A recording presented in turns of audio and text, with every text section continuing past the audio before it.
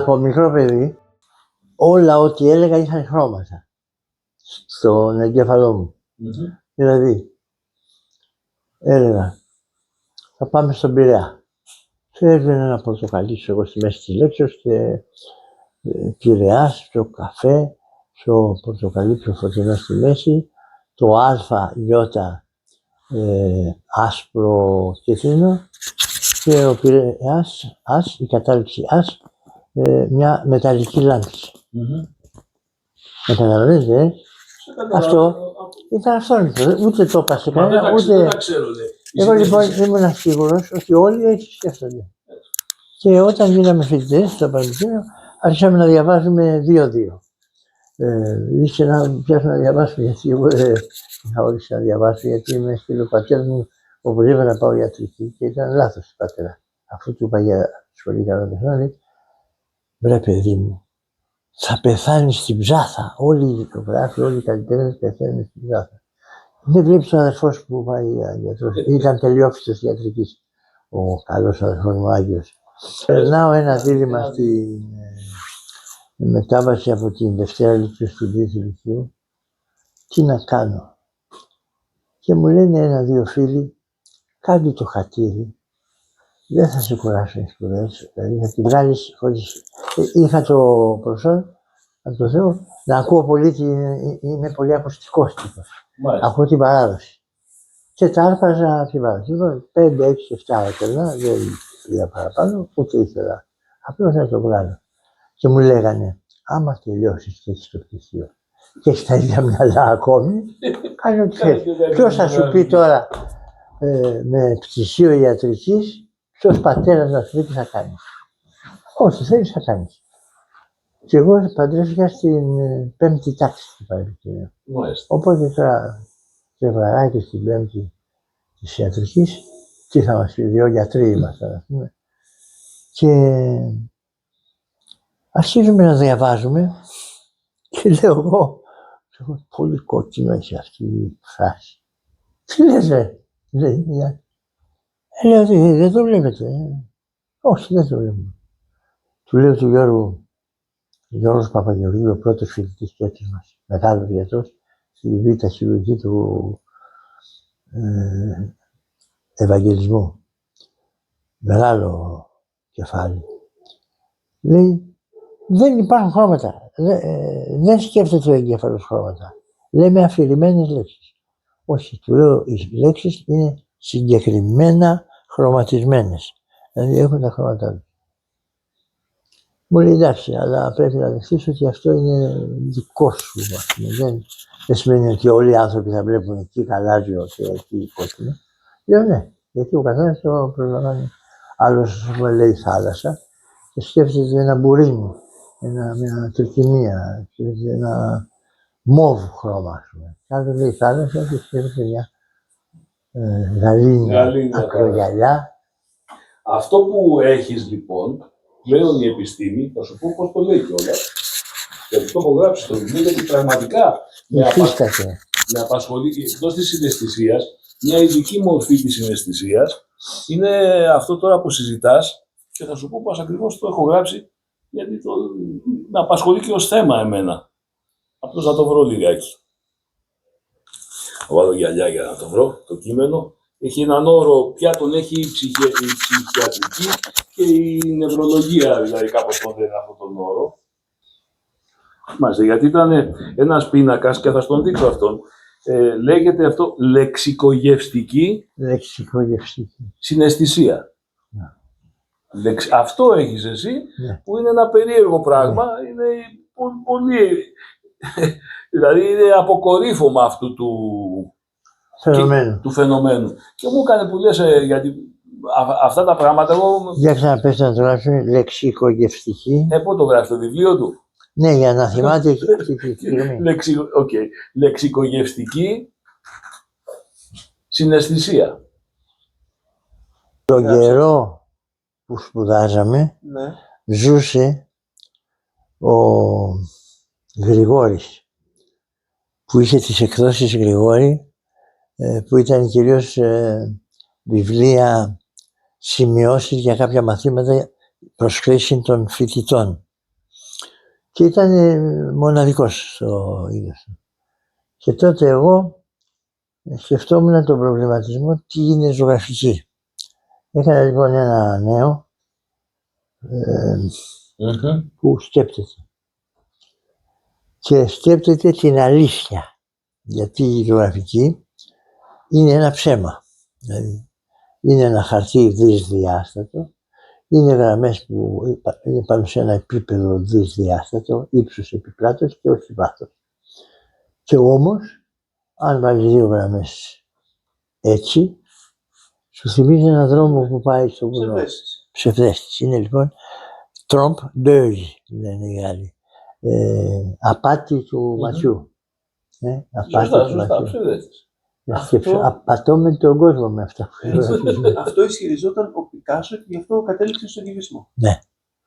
Και η δίψα που βγαίνει από τα πρόσωπα του Πικάσο που βάζει και τα δύο μάτια από το ένα μάγουλο είναι αυτό που είχε πολλούς αιώνες πριν από τον Πικάσο η Βυζαντινή ζωγραφική, να δείξει το όν κατά το δυνατό φαινόμενο πανταχώθεν, το οποίο οι αρχαίοι το ονόμασαν περίπτερο και κάπως αλλιώς θα το θυμηθούμε. Τέλος πάντων. Λοιπόν, γι' αυτό βλέπουμε, Πάτερ, και τα κτίρια, βλέπουμε και τις σκεπές ναι, από λοιπόν, τα κτίρια. Έτσι. Πάει και φωτίζει το φως. Αυτό είναι το φως που φωτίζει ο Θεός τον άνθρωπο. Λοιπόν, φωτίζει ο Θεός τον άνθρωπο και ο άνθρωπος δεν είναι ικανοποιημένος να βλέπει, ας πούμε, προοπτικά και να βλέπει μια φάτσα και να μην βλέπει τα κεραμίδια από πάνω. Και πάει η σκέψη του και βλέπει και τα κεραμίδια από πάνω. Κάνει δηλαδή μια κίνηση της στήλης προς το θεατή. Αυτό κάνει η Βυζαντινή ζωγραφία. Και μετά από χρόνια ο Σεζάν με πινελιές θερμές ψυχές έκανε το βουνό La Victoire.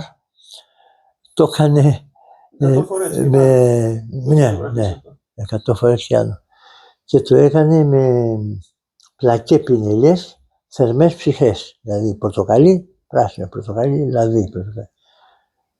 Και πας να το δεις και νομίζεις ότι έχει σκαλοπάτια για να φτάσεις μέχρι το βουνό. Γιατί το φωτεινό γαλάζιο πάει κάπως έτσι και το πιο σκούρο θερμό κόκκινο πορτοκαλί κάνει αυτή τη τάση. Δημιουργεί την ψευδαίσθηση ότι... Ναι, ότι είναι κλίμακα σκαλοπάτι. Λοιπόν, εγώ τώρα παίρνοντας αυτό που εκφράζει όλη την προβληματική γύρω από αυτά τα θέματα, έκανα το εξής μέσα.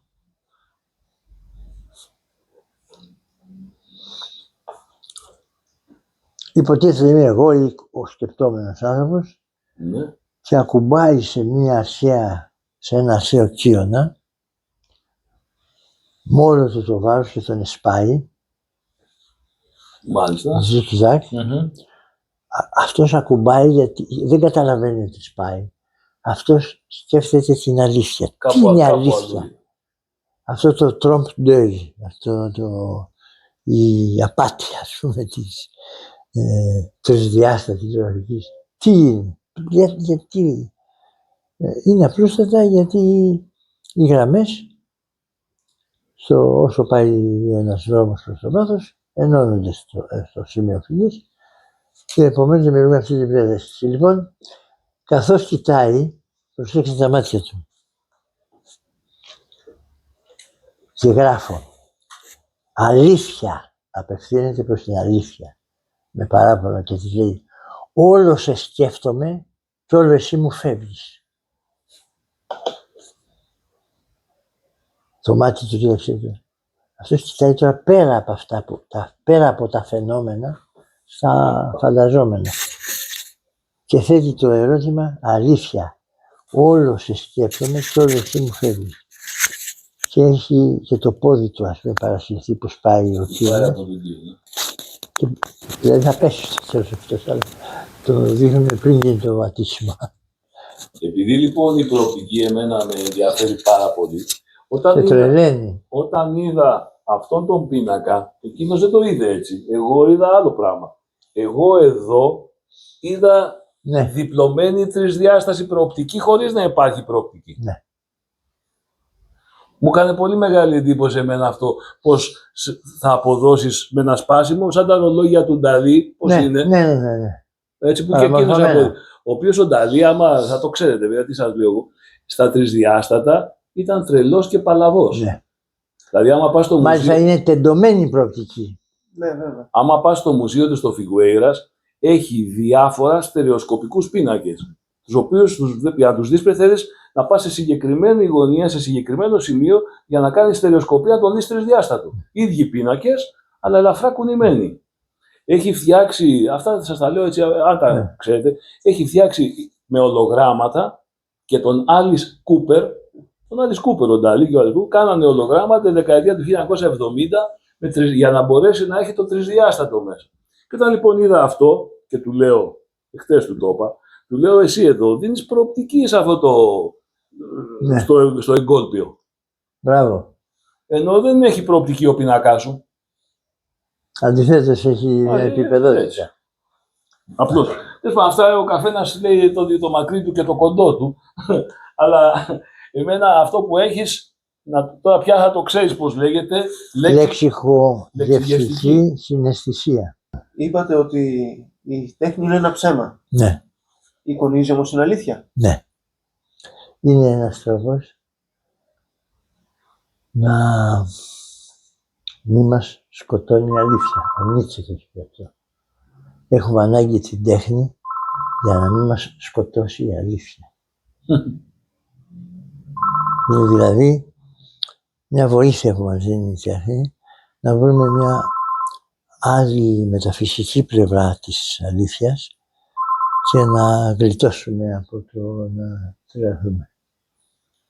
Γιατί το ίδιο το φαινόμενο της ζωής σε οδηγεί σε ακραίες καταστάσεις.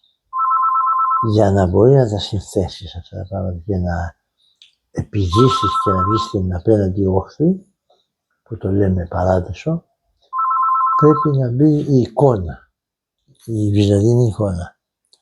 Ή η τέχνη γενικά, η ζωγραφική, που μας γλιτώνει από το να...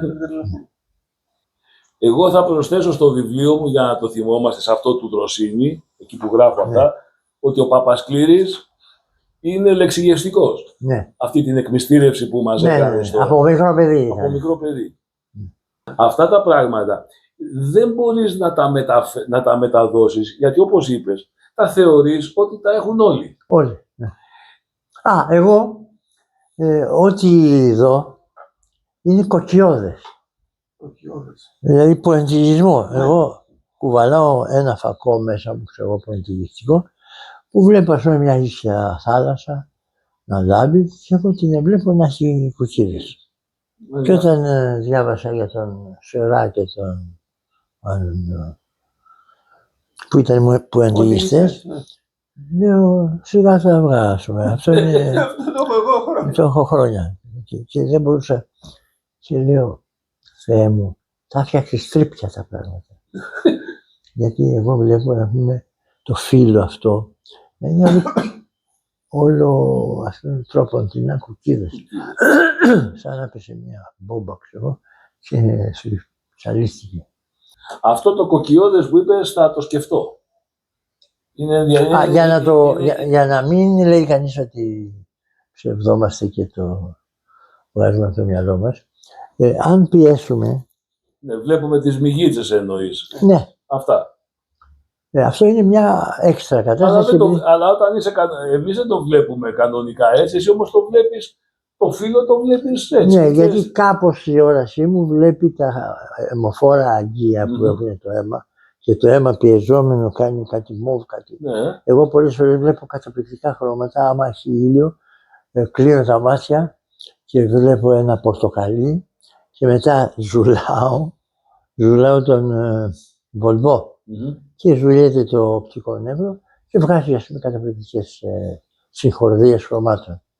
Λοιπόν, Αυτό οφείλεται στα αιμοφαράγγια, τα οποία κουβαλάνε ένα κόκκινο αίμα μέσα τους.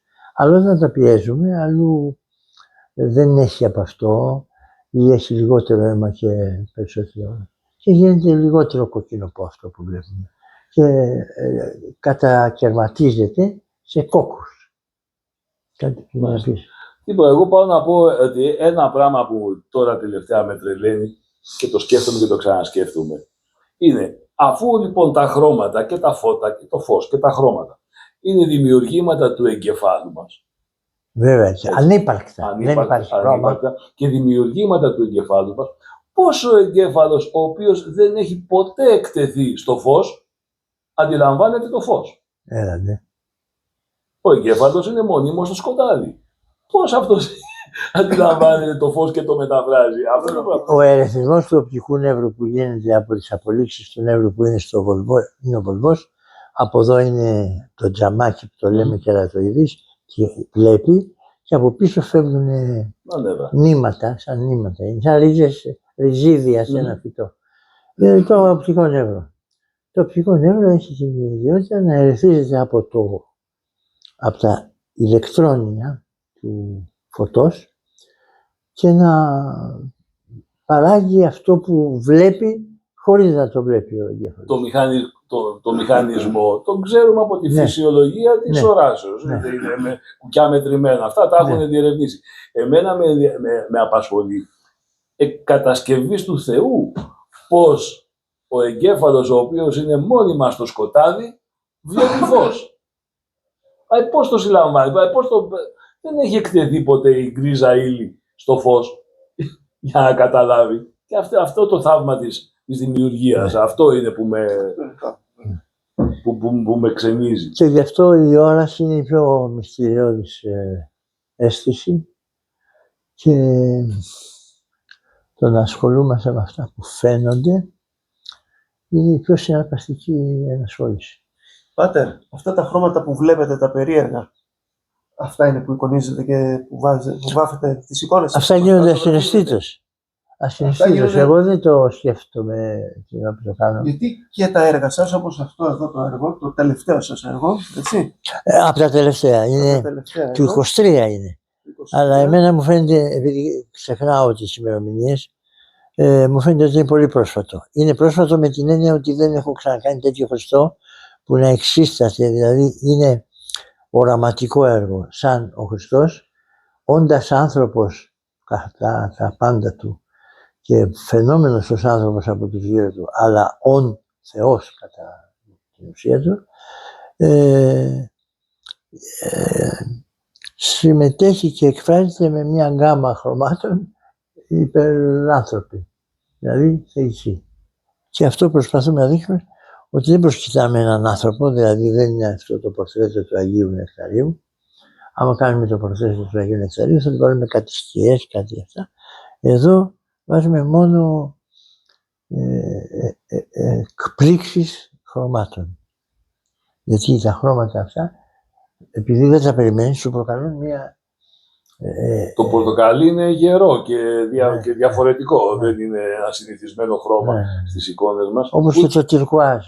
Πού θα πάει αυτός? Ανήκει σε μια οικογένεια. Σε σπίτι θα πάει. Ναι. Μάλιστα. Πότε μια εικόνα θεωρούμε ότι είναι επιτυχημένη? Δεν υπάρχει. Ο καθένας θα πει κάτι άλλο. Εγώ... Φαντάζομαι ότι το ίδιο θα απαντήσετε, άρα ρωτήσω πότε να έχω τελειώσει. Ναι, άμα θα έρθω στο εργαστήριό σου, θα σου πω, όχι βρε, το παραέκανες. Έπρεπε να είχες σταματήσει εκεί που το ένα μάτι φαίνονταν μπλε, ας πούμε. Με τον προφρασμό, κατάλαβες τι να πω. Είναι μερικές στιγμές, ένα γυναικείο πρόσωπο το ζωγράφισα και κάτι μου συνέβη, κάποιος με φώναξε και μείνε ατέλειωτο. Έμεινε, δεν το ξανάπιασα, δεν τέλειωσε και είναι με τα μάτια να μπλεδίζουν πάρα πολύ, με άλλες χρωματικές αρμονίες, που είναι όταν βάζουμε τα προγενέστερα χρώματα, τα ψυχρά. Και σου προκαλεί μια εντύπωση πιο σε γεμίζει σαν εικαστικό έργο, Περισσότερο από ένα τελειωμένο. Και γι' αυτό λέω, μην τα τελειώνετε. Δεν είναι ανάγκη να τα τελειώσετε. Αυτό δεν το είπα εγώ, αυτό το είπαν οι επεσημιστές. Αν θέλετε να σας πω... Ήταν να γράψεις κάτι για τον Πολύδιο, μην το ξεχάσουμε. Ναι, γράψτε αυτό που θέλετε. Λοιπόν. Είσαι εκείνη από εδώ, από πίσω. Λοιπόν, ο Πολύδιος Σταυρουλάκης είναι ίσιος και δεν λιγάει. Ο Κίωνας ελίγησε.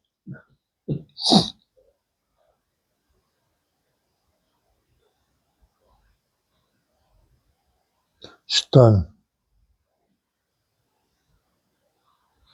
Γιατί είναι ίσιος ο Ταβουλάρης, πώς το έβγαλες αυτό τώρα?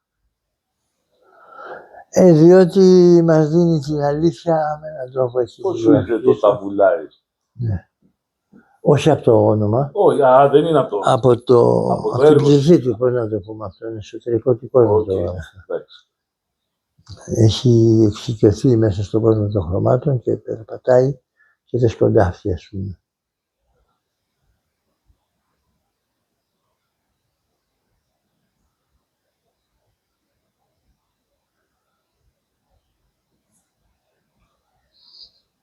Πόσο ελεύθερος είναι ένας καλλιτέχνης όταν αγιογραφεί?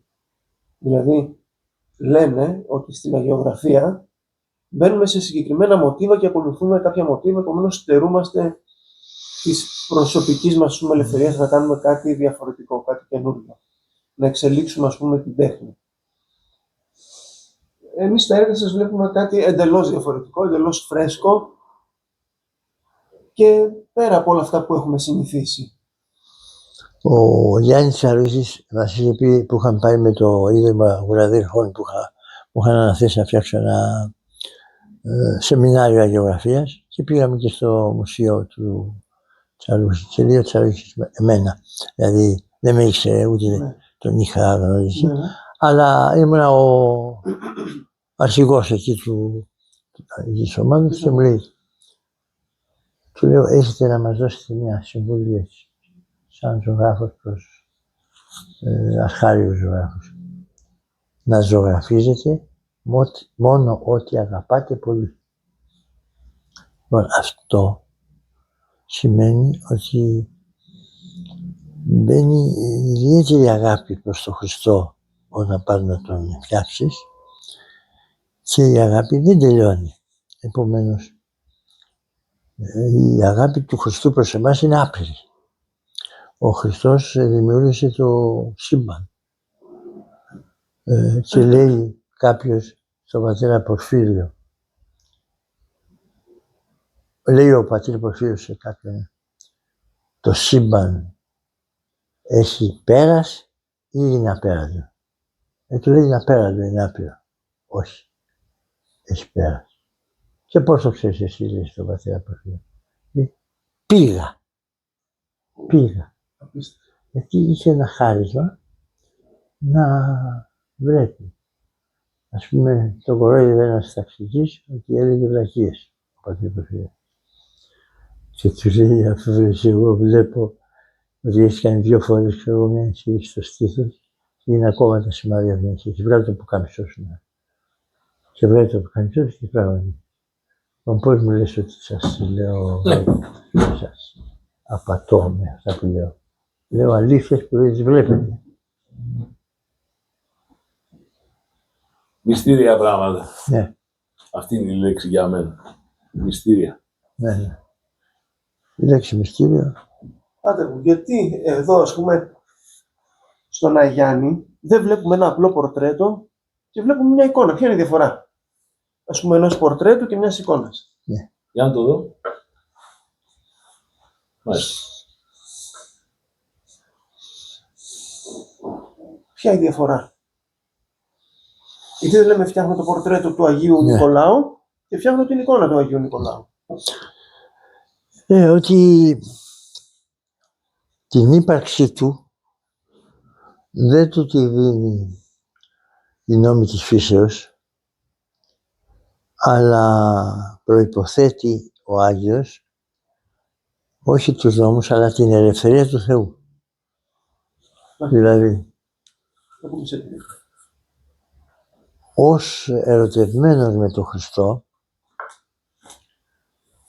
τον βάλανε οι Τούρκοι να είναι υποκόμος και να ζει με τα άλογα. Και περνούσε όλη του τη ζωή μέσα στις βουνές και στη βρώμα που δημιουργείται στο στάβλο και ήταν ο άνθρωπος στο στάβλο. Μετά έκανε ένα μεγάλο θαύμα και σταθήκαν όλοι απέναντί του με προσοχή και λένε αυτό το παιδί να του φτιάξουμε ένα δωματιάκι. Και του φτιάξαν δίπλα στο στάβλο ένα δωματιάκι για να μένει. Και αυτός λέει όχι, αφήστε με, εγώ θέλω με τα ζώα, εδώ είναι η ησυχία, είναι τα άλογα και θέλω να κοιμάμαι εδώ στο στάβλο. Επειδή λοιπόν έκανε το στάβλο κατοικία του, το θεώρησε ότι αυτό είναι ένα βιογραφικό στοιχείο απαραίτητο να μπει. Λοιπόν, είναι μια σουρεαλιστική ζωγραφική, η οποία δείχνει το σουρεάλ, δηλαδή το πάνω από τη φύση, ότι αυτός δεν τον πείραζε η μυρωδία. Ποιος από εμάς μπορεί να κάτσει και να κοιμάται μέσα σε ένα στάβλο. Αυτό δεν τον πείραζε, γιατί αυτός είχε άλλες ευωδίες ουράνιες. Δηλαδή, άμα συνομιλούσε με Αγίους και με Αγγέλους, επόμενο είναι εκεί, σε αυτό τον υπερχώρο, να είναι και αρώματα ουράνια και να μην τον πειράζουν οι ζυπουνιές. Λοιπόν, το κύριο όμως είναι ότι τα πάντα έχουν ένα φως το οποίο δεν επιτρέπει να βρεθεί υποστιάν. Δηλαδή, αν έφευγε τώρα και πήγαινε εδώ σε ένα δέντρο και είχαμε ζωγραφίσει εδώ ένα δέντρο και ήταν ο Άγιος κάτω από το δέντρο, το δέντρο μπορεί στην νατουραλιστική ζωγραφική να ρίχνει σκιά. Τις ερημένες σκιές, δηλαδή ερημένη αυτή που πέφτει από το σώμα που φωτίζεται στο πίσω του μέρος.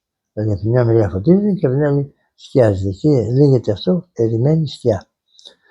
Λοιπόν, η αγιογραφία, θέλει τον Χριστό να το δείχνουμε, ζωγραφίζει πάντα στο πρόσωπο του Χριστού μια ερημένη σκιά που είναι στη μύτη, η οποία αφήνει σκιά στη μία πλευρά της παρείας. Δηλαδή εδώ η μύτη αυτή είναι σαν να αφήνει μια σκιά προς τα δεξιά, όπως βλέπουμε. Είναι σαν να είχαμε ένα φως που είναι από εδώ και ρίχνει φως και φωτίζεται η ρίνα, αλλά ταυτόχρονα σου ρίχνει και μια ερημένη σκιά. Αυτή η ερημένη σκιά είναι μόνιμη, δηλαδή είναι ένα στοιχείο που το βρίσκουμε σε όλες τις εικόνες που είναι ζωγραφισμένες κατά την σοβαρή βυζαντινή φωταγωγική παράδοση. Δηλαδή είναι μια παράδοση αγωγής και πορείας του φωτός.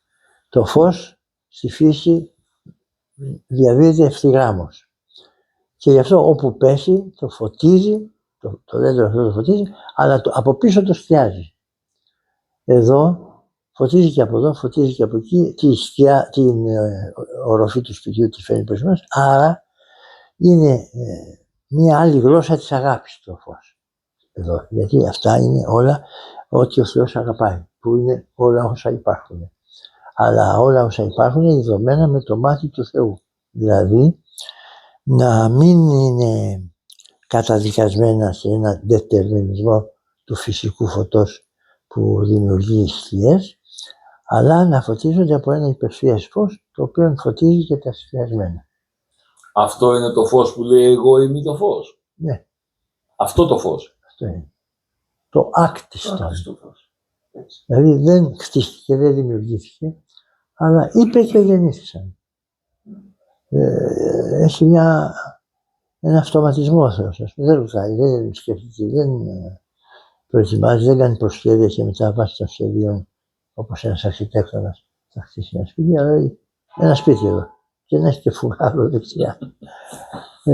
Λοιπόν, αυτό το αυτόματο της θείας καταστάσεως προσπαθεί η βυζαντινή ζωγραφική να το δείξει με διάφορες μεθόδους ζωγραφικές.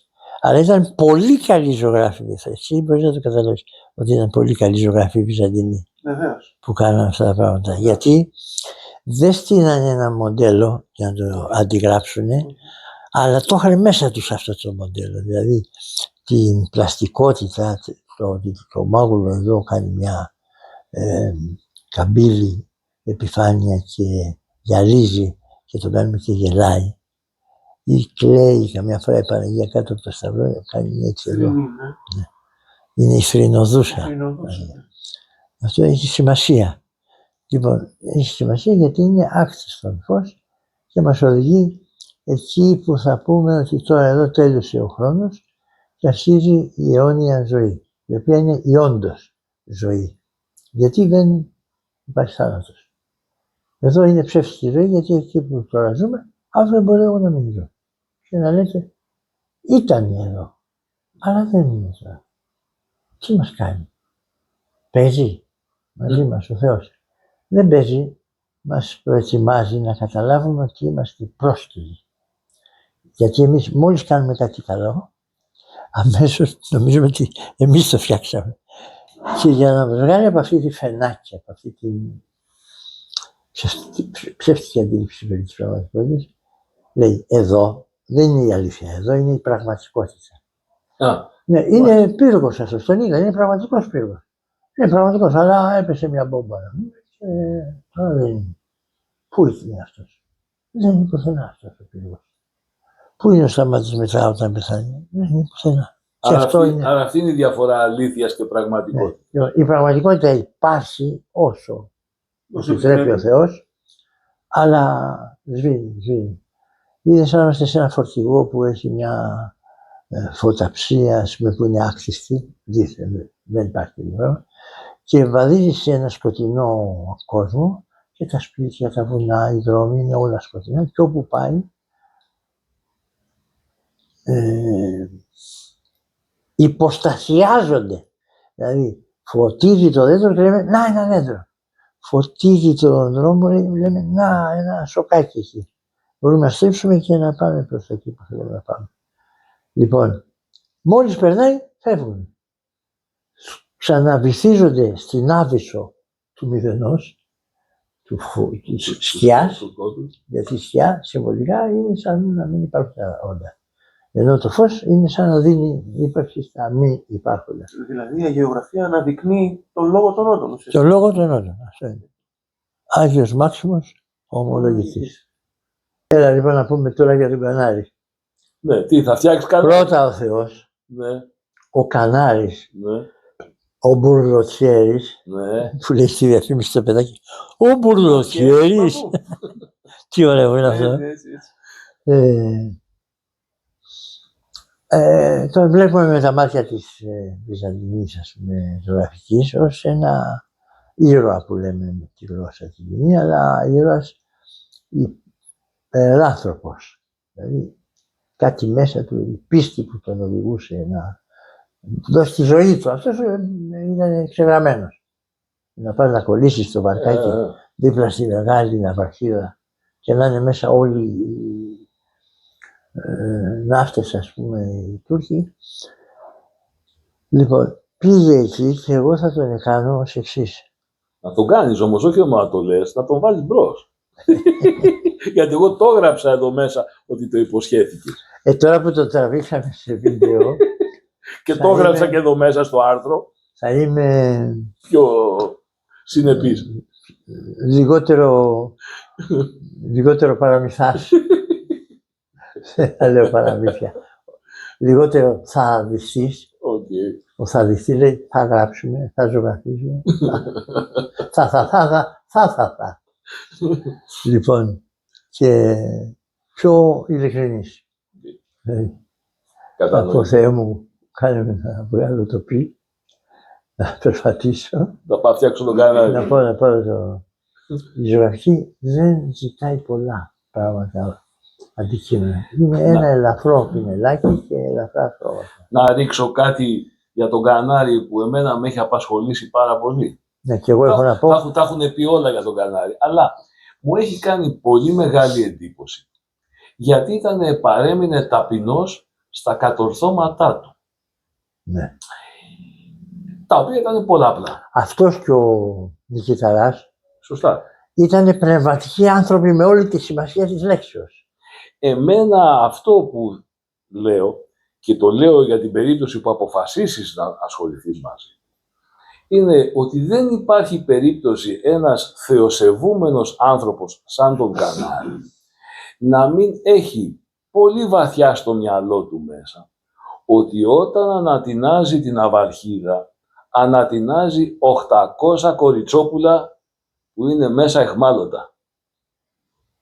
Δηλαδή αυτό το βάρος της ψυχής του, εγώ νομίζω ότι τον συνόδεψε, ίσως δεν το παραδέχτηκε ποτέ, ίσως δεν ξέρω. Αλλά εγώ αν θα μπορούσα και να μπω στα παπούτσια του, αν θα μπορούσα να σκεφτώ όμως ένας άνθρωπος, ωραία, κάνω αυτό το κατόρθωμα και όλα αυτά, αλλά μέσα εκείνη την ώρα, στον πάτο της θάλασσας, μπορεί να τα σώνω από μια άλλη ζωή που δεν θα έπρεπε τα κοριτσόπουλα να τη ζήσουν σε κάποιο χαρέμι. Αλλά δεν πάει να έχει το βάρος ότι δεν ήταν μόνο οι αλλόθρησκοι, δεν ήταν μόνο αυτοί που τιμωρήθηκαν, ήταν και κάποιες αθώες ψυχές που πήγαν κάτω. Οι Έλληνες, οι προγονείς μας, ζήσανε ένα δίλημμα το οποίο το έλυσαν με τόλμη. Οι παπάδες, ο Αθανάσιος Διάκος, έβγαλε το ράσο και το κρέμασε. Έβγαλε το πετραχύλι και το κρέμασε. Εγώ δεν είμαι άξιος να λειτουργώ. Στη Σερβία που γινόταν ο πόλεμος που του βομβαρδίζανε οι Αμερικάνοι, το ίδιο κάνανε. Βγάλανε τα πετραχύλια και πήγανε στον πόλεμο. Και είπανε, Θεέ μου, συγχώρεσέ μας. Λοιπόν, σε ένα χωριό γύρισαν από μία μάχη την ώρα που γινόταν η Θεία Λειτουργία της Κυριακής. Ήταν όλο το χωριό μέσα στην εκκλησία,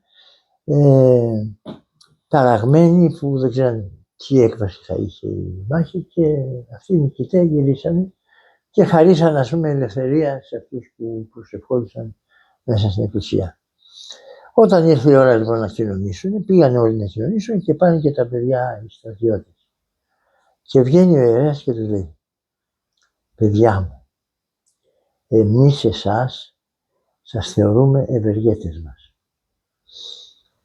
Διότι γλιτώσατε τα κορίτσια μας από το βιασμό, τα παιδιά μας από το θάνατο, από τον αφανισμό μας γλιτώσατε. Όμως, για να το πετύχετε αυτό, χρειάστηκε να σκοτώσετε. Και ο παπάς βέβαια δεν ήταν θεολόγος να το πει θεολογικά, αλλά εγώ τώρα το λέω σαν να ήμουν στη θέση του, ως θεολόγος, ότι κάνατε την τολμηρή επιλογή να πείτε πρώτα θα σώσουμε από τον πόλεμο και μετά θα ζητήσουμε συγχώρεση από τον Θεό να μας συγχωρέσει. Και του λέει λοιπόν, βάλτε μια μετάνοια τώρα και θα σας διαβάσω τη συγχωρητική ευχή. Και θα έρθετε την άλλη Κυριακή που θα έχετε νηστέψει, να δείξετε δηλαδή ότι στερηθήκατε κάτι για το Θεό, ότι Θεέ μου δεν μπορούσαμε να κάνουμε αλλιώς. Έπρεπε, βρήκανε ας πούμε ένα κεφαλάκι μωρού καρφωμένο στο σπίτι του μπροστά με μια μπρόκα. Όταν δεις αυτό, τι δεν θα πας να τους σκοτώσεις. Το ίδιο, δεν κάνανε και στη Σάντα, τη σφαγή των Ολυμπίων τη Σάντα, που τους φάξαν τα παιδιά τους τα ίδια για να μπορέσουν να περάσουν από τους Τούρκους. Να μην τους ακούσουν οι Τούρκοι. Ναι. Και γινόταν οι γονείς να σφάζουν τα παιδιά τους, έτσι τραγικό. Αυτό είναι ο διπολικός τρόπος ύπαρξης σε αυτήν εδώ τη ζωή που τη λέμε πραγματικότητα, ενώ την άλλη αλήθεια. Ότι την ώρα που κάνουμε κάτι καλό, ταυτοχρόνως κάνουμε και κάτι κακό. Λέμε ας πούμε ότι έχω μέσα μου κάτι κακά πράγματα, κάτι ένστικτα, που μερικές φορές υπερισχύουν και επικρατούν αυτά. Όχι. Όσο πιο βαθιά εξετάζουμε την ψυχολογία του βάθους, καταλαβαίνουμε ότι την ίδια στιγμή έχω και όλα τα καλά και όλα τα κακά μέσα μου. Και είμαι και πολύ καλός και πολύ κακός. Τώρα τι θα πράξω είναι άλλο θέμα. Μπαίνει μέσα στις εναλλαγές του χρόνου. Σε μια μέρα μπορεί να πάω να σκοτώσω. Σε άλλη μέρα μπορεί να πάω να σώσω. Ξαναγυρνάμε όμως στην ουσία του θέματος, ότι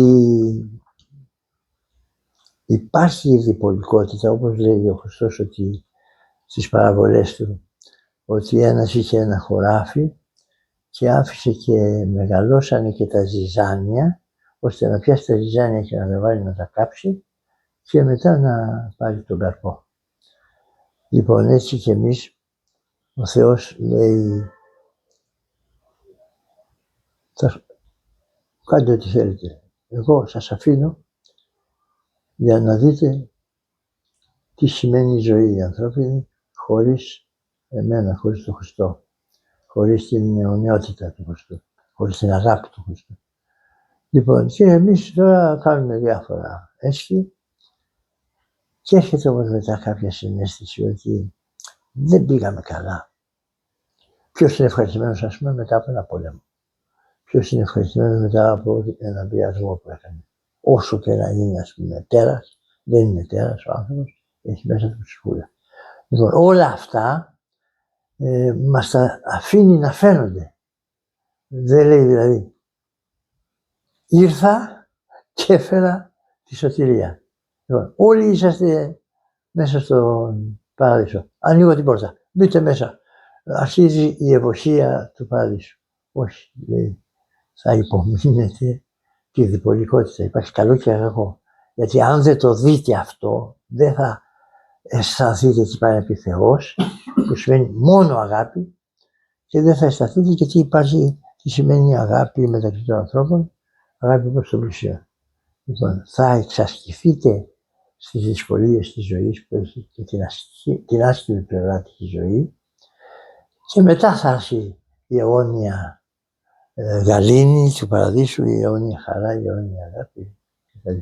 Και η αγιογραφία είναι ένας οδοδείκτης που λέει, αυτό το σπίτι που το βλέπεις γκρεμισμένο, τσαφ, το ζωγραφίζει να λάμπουν οι τοίχοι του. Είδες όταν στο τέλος κάνεις ψημίθια, δηλαδή τα ακροκεράμια εκπέμπουν ένα θρίαμβο φωτός. Και είναι εσχατολογική ζωγραφική, δηλαδή προβλέπουμε ότι θα γίνουν αυτά κάποτε και τα ζωγραφίζουμε εκ των προτέρων τα άλογα να λάμπουν. Το παραθυράκι αυτό, ας πούμε, έχει κάποιο αλωτινό φως που το κάνει μυστηριώδες. Δες το εδώ. Για δείξου το και εκεί να σε πάρει στη φωτογραφία που του δείχνεις το αλογάκι, το παράθυρο. Πάντως σήμερα ήρθαμε για ζωγραφική, αλλά πήραμε τα γνωστά μαθήματα ζωής. Έτσι. Εν κατακλείδη, εγώ τώρα Είμαστε οι γνωστοί άγνωστοι. Για να μην κουράζουμε τον πατέρα Σταμάτη ο άλλο. Αν και βλέπω ότι έχει πολύ όρεξη να μιλήσει. Ναι, εντάξει. Και όταν πιάνουμε αυτά τα θέματα, περνάνε και οι πόνοι.